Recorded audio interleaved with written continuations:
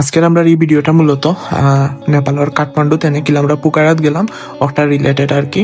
তো আমরা হোটেলের নিচে এজেন্সি আছিল, আমরা ওখান থেকে আমরা রাতকে যেদিন আমরা নেপাল যাই আমরা এদিন খুব আমরা টিকিট কাটি লাইছি বাসর। তো আমরা বাস আছিল মূলত 6টার সময় কাঠমান্ডুতে। তো আমরা চাটা খাইয়া আমরা উঠে যাই বাসও।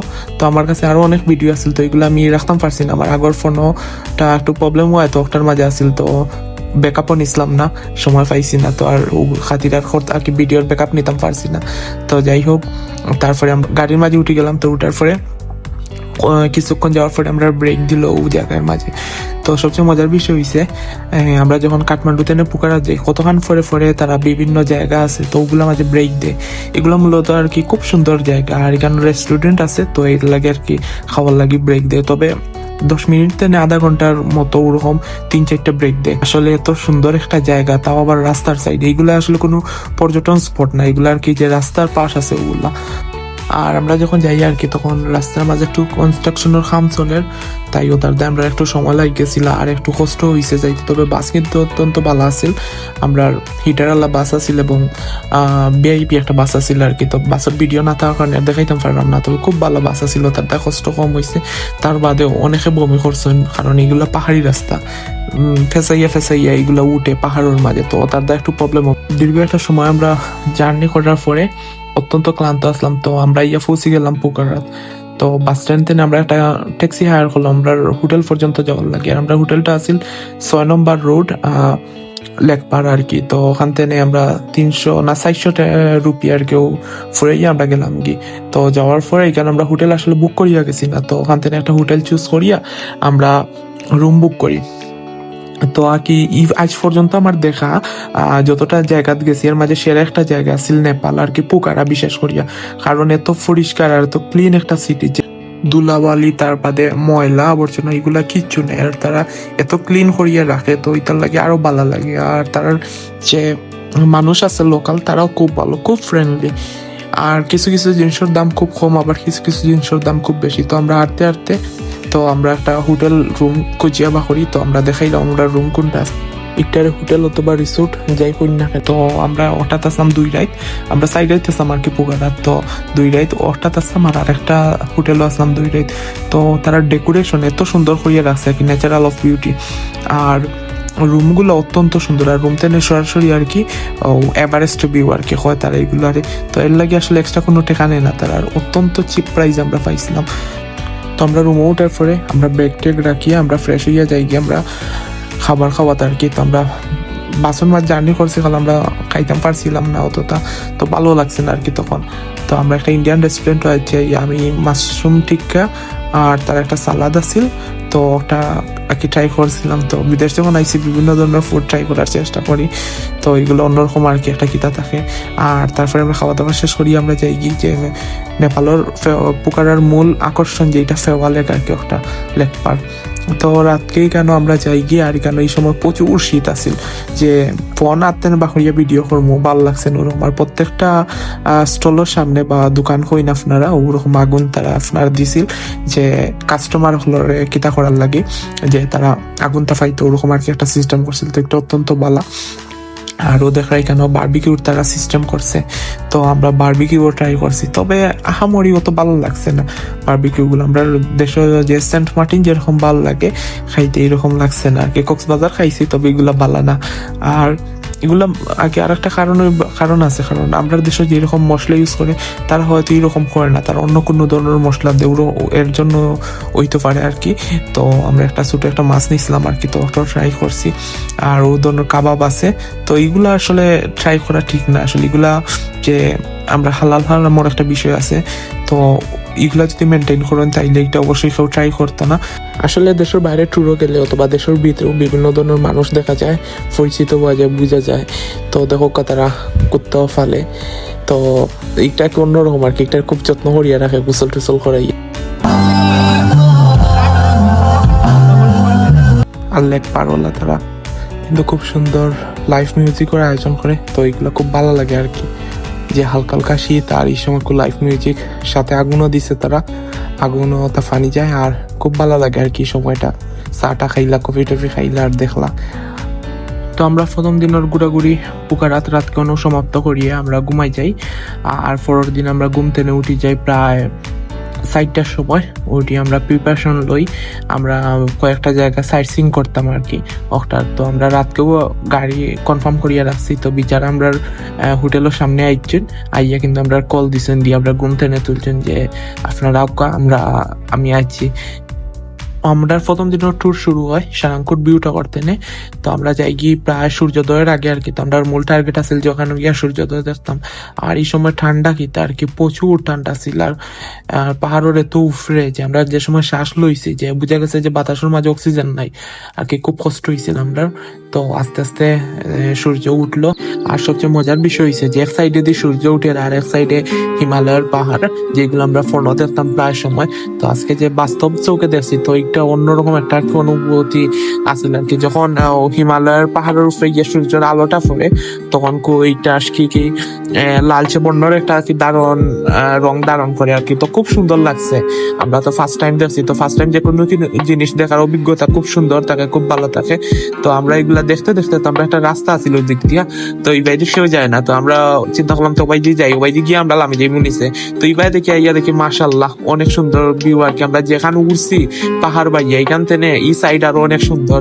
তো আমরা এখানে অনেক ফটো তুললাম, ভিডিও করলাম আর দেখলাম জায়গাটা। কারণ যে আল্লাহর সৃষ্টি এত সুন্দর, আর তাও আবার নিজের চোখে প্রথমবারের মতো হিমালয় দেখার অভিজ্ঞতাটাও অন্যরকম আর কি।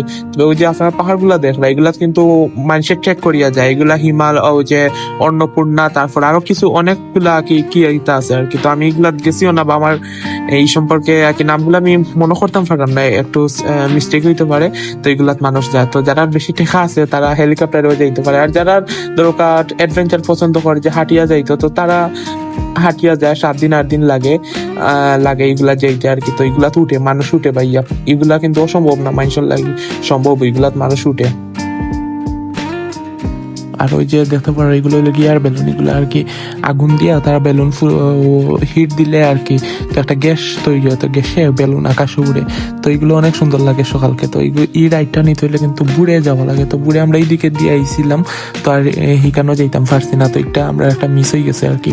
আমরা যেহেতু খুব বুড়ে ঘুম থেকে উঠছিলাম, উঠিয়ে আমরা সারাংকোট গেছিলাম কি আমরা তো খাইছি না কিছু। তো আমরা সকালে নাস্তা করতে হইব। তো আমরা একটা রেস্টুরেন্ট আছে, তো এটা আমরা আগে থেকেও ঠিক করিয়া গেছিলাম যে ওখানে যাই মতো। এটা আর কি অনেক সুন্দর আর কি একটা রেস্টুরেন্ট আর কি তারা করছে।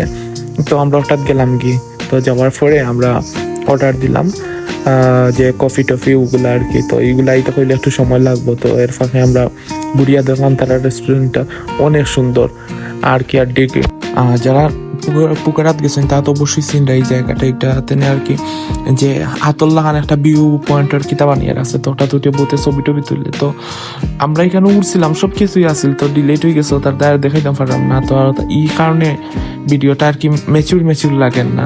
তো যেটাও আছে ওটা দিয়েও চাইলাম আমরা আর কি একটা করার লাগে। তো আমরা এখান থেকে খাওয়া দাওয়া শেষ করিয়া আমরা আমাদের পরবর্তী যে গন্তব্য আছে আমরা ওটার লাগি আর কি এখান থেকে বাড়ি গেলাম। তো নেপালে একটা জিনিস বুঝতাম পারলাম, তারা খুব সরিষা ক্ষেত করে, যে পাহাড়ের মাঝে সরিষার চাষ করে, এগুলা খুব ভালো লাগে দেখতে আর কি।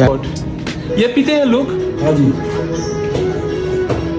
इसका जहर वगैरह इसमें आता नहीं? हाँ, इसका प्राइस कितना रहेगा वो जो स्नैक वाला? एक टोकीला 5000। ओ माय गॉड, बहुत ज्यादा। ডিজাইন গুলা তারা অসাধারণ আছিল, একবারে সিম্পলের মাঝে গর্জিয়াস করিয়া তারা যে তুলা লাগে এটা কিন্তু খুব ভালো জানে তারা। তো সব মিলিয়ে আমরা খুব সুন্দর একটা সময় কাটছিলি রেস্টুরেন্ট একটা। তো আমরা রেস্টুরেন্ট খাওয়া দাওয়া শেষ করি আমরা যাই গিয়ে আমরা নয়া একটা জায়গা যাওয়ার লাগি। আর এই জায়গা যাওয়ার লাগি বলা খুব সরু রাস্তা বা যাওয়া লাগে। আর একটা আপনারা যারা নেপাল গেছেন তারা হয়তো চিনবা, একটা বালাম সাসপেনশন ব্রিজ আর কি। তো যেটারে হওয়া হয় আর কি নেপালের সবচেয়ে লম্বা আর কি সাসপেনশন ব্রিজ, ওগুলার মধ্যে একটা আর কি একটা। তো এখানে আমরা খুব ভালো লাগছে এই জায়গাটা দেখার মাঝে, যে ঝুলন্ত একটা ব্রিজের মাঝে যে প্রায় সময় দেখছি। আর এবার খুব ফার্স্ট টাইম আর কি উঠছি যে ঝুলন্ত ব্রিজ, তো ব্রিজও ও আর কি। আর এখান থেকে খুব সুন্দর আর কি যে হিমালয়ের পাহাড় আছে ওগুলার ভিউ দেখা যায়। আর এটা মূলত দুইটা গ্রাম রে একসাথে এক করছে এই ব্রিজটা দিয়া, দুই সাইডের মানুষ যাওয়া আওয়া করে ও ব্রিজের মাধ্যমে। আর বর্ষাকাল আইলে এই জায়গাটা আর কি ওই যে নিচে আপনারা দেখতে পারেন কেন পানি থাকে, পানির খুব স্রোত থাকে, তো এই দিক দিয়ে আওয়া যায় না, তো তার দায়িত্ব তারা করছে। আর নেপাল আপনার ছোট বড় মিলে অসংখ্য সাসপেনশন ব্রিজ আছে, তারা ওরকম ইয়ে করে আর কি, যেগুলো কম টাকার মাঝে আর কি বেশি বেশি ফ্যাসিলিটি পাওয়া যায় ওরকম আর কি তারা তৈরি করে। তো এইগুলা দিয়ে সাধারণত মোটরসাইকেল যাইতে পারে, আর কোন যানবাহন যায় না, বা সাইকেল ওরকম। আর এগুলো মানুষ মূলত আটিয়া এক গ্রাম থেকে আরেক গ্রামও যাইতো, যে সংযোগ পথ আর কি ওরকম তারা তৈরি করছে। তো খুব ভালো লাগছে আমরা এই ব্রিজটা গিয়া। আর এখান থেকে যে আমরা প্রকৃতির খুব সৌন্দর্য একটা কিতা কি উপভোগ করছি আমরা। ওই যে দেখতে পারা গুহা, এটা একটা গুহা না, এটা আসলে একটা মাইন আছিল এক সময়, এখন একটা পরিত্যক্ত হয়ে গেছে। তো পরিত্যক্ত হওয়ার কারণে এটা তারা এখন পর্যটন স্পট বানাইছে। তো আশপাশের জায়গা খুব সুন্দর আছে এটার। আর এটা ঢুকেও যায়, এটা টিকিট লওয়া লাগে সম্ভবত 30 রুপি নেপালি আর কি। তো আমরা টিকিট লইয়া আমরা দেখছি, এটা আসলে খুব ভালো লাগছে মাইনের ভিতরে ফার্স্ট টাইম ঢুকার। আর লাইট দিয়া তারা আলোকসজ্জা খুব সুন্দর করিয়া আছিল তার দায়, আর তেমন একটা অন্ধকার পাওয়া গেছে না। তো তারপরে আমরা একটা শেষ করিয়া যাই কি ড্রিম সিটি পুকারাত। তো আসলে ড্রিম সিটি পুকারাত যেটা, এটা আসলে অনেক সুন্দর আছিল, এটা অনেক সুন্দর সুন্দর অ্যাক্টিভিটিস আছিল তারারই কেন। আর অনেক ভালো লাগছে আমরা ড্রিম সিটি পুকারার মাঝে। আর আমরা এখানে কিছু সময় স্পেন্ড করি, আমরা পরবর্তীতে আরো কিছু ওলা এর আশেপাশে আরো বাঁকা একটা স্পট আছে, আমরা ওগুলা দেখছি। দেখার পরে আমরা যাই গিয়ে আমরা হোটেলও। আর আমরা শেষ হয় আমরা ডে 4 পুকারাত ট্যুর। আর ডে 5 আইব গিয়ে আমরা শুধু ফেওয়ালেক থাকবো ডে 5 পুকারা। তো আমরা সকালকে প্রায় 7-8টার সময় আনুমানিক উঠি ঘুম থেকে। তো উঠার পরে তো আমার সাথে যারা আসলে তারা ঘুমার, তারা কর ভাই আজকে তো আমরা কোনো সাইজিং করতাম না, ফেওয়ালেক পারো তাপমতে আমরা করি ঘুমাই। আমি বললাম আচ্ছা ঘুমাও তুমি। তাইতে আমি কিতা করলাম, ওখানে নিচে রেস্টুরেন্ট আছে, তো ওখান থেকে কফি আনলাম, আনার পরে ব্যালকনিতে বইয়া খাইলাম আর ওরকম ভিউ দেখলাম। আসলে খুব ভালো লাগে আর কি, ঠান্ডা বাতাস। আর শীতের সময় তো আমরা গেছিলাম জানুয়ারির সময়, আর প্রচুর ঠান্ডা আছিল। আর বইয়া আমরা কফি টফি খাইলাম আমি ওখানেও। আর দেখলাম যে বিভিন্ন টুরিস্ট গ্রুপ আছে, তো আগে বুকিং দিয়ে রাখলে তো তারা সকালে ইয়া পিক করে রুমের সামনে টেনে, তো করিয়া তারা বিভিন্ন জায়গা ঘুরাইয়া আবার আনিয়া ওখানেও কিতা করে আবার ড্রপ করিয়া যায়। তো এটা আসলে খুব ভালো লাগলো। আর এরকম পরিবেশ দেখতেও আসলে খুব ভালো লাগে, যে রুম টেনেও এভারেস্ট দেখা, তো অন্যরকম আর কি সৌন্দর্য আছিল। আর আমরা এখানে কত বিল বইয়েই আমি গেলাম গিয়ে রেস্টুরেন্টও গিয়া নাস্তা টাস্তা করিয়া আমরা গেলাম গিয়ে ফেওয়ালেক। তো ফেওয়ালেক এখান থেকে বেশি দূর আছিল না, ও 7-8 মিনিট আটলে যাওয়া যাইতো ফেওয়ালেকও। তো আমরা সকালে ফেওয়ালেক। তো ফেওয়ালেক হওয়ার পরে যে রাতকে তো আমরা দেখছি এগুলা আসলে বুঝা গেছিল না। তো আমরা সকালকে যে সময় আয়ার পরে নৌকাগুলা দেখছি, যে তারপর আপনার যে পাহাড় আছে বরফের পাহাড়, ওগুলা দেখছি, দেখার পরে খুব সুন্দর লাগছে। আর ওই যে নৌকাগুলা দেখা খুবই সুন্দর করিয়া তারা পেইন্ট করিয়া রাখছে মানানসই আর কি। আর এখানে নৌকার ঘাট আছিল, তো এগুলা কি খুব ফিক্সড করা আর কি, এগুলা কোনো কিতা ফ্রড করার কোনো অপশন নাই। তো 800 রুপি করিয়া আছিল, এক বোর্ডও 5 জন উঠা যায়। তো আমি বইয়া বাড়সাইডাম, আমার সাথে যে আসলা 2 জন, তারা এইবার লাগে। তো তারা আইলে আমরা ওটা উঠতাম। তো এর ফাঁকে আমি কিছু ভিডিও করে লইলাম। তো দেখতে পারবা যে আসলে অনেক ভালো লাগা কাজ করছিল। আর ওখানে চাটা, তারপর কফি, আরো বিভিন্ন ধরনের ফুড তারা বিক্রি করে। তো আমি ওগুলা খাইলাম কিনি ওখান থেকে। আর বিশেষ করে এখানে তারা চানাচুরও বিক্রি করে। তো এইগুলো আমরা দেশে যেরকম সচরাচর বানাই এরকম না, তো অন্যরকম। তারা কিন্তু খুব মশলা খায়, তো মশলা দিয়ে বানায় এগুলা। আর আমরা ওগুলা দেখলাম। নেপাল কিন্তু প্রচুর কাক আছে।